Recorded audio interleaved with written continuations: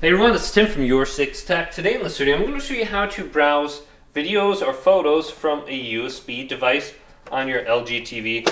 And this is really easy. Now, usually when you first plug in your USB device, there should be a pop-up on your screen. So I'm going to plug this in, and it's going to say, do you want to go to this, pretty much?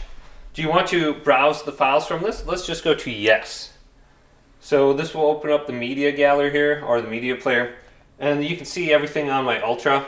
I got EFI or Smart TV. I'm not sure what this is.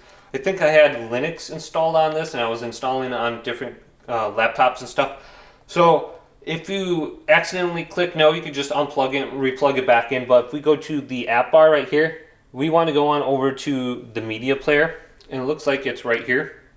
So we can just select it, and it'll open this back up again. So I can select the different folders now. We can go up folder, TN. I'm not sure what any of this is. And I don't think I have any pictures on here, but we can just click here. EFI, boot. Yeah, it looks like this is Linux. So I got that on here. I don't have any pictures or anything. But you can just browse the different files on here very easily just by opening it up. And you can see, here's some samples they have on here. Looks like a picture of Austria.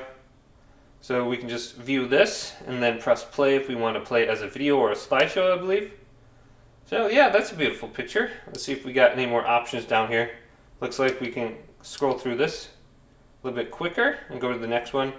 Here's Slovenia. That's a nice picture too. And then we got some music samples as well.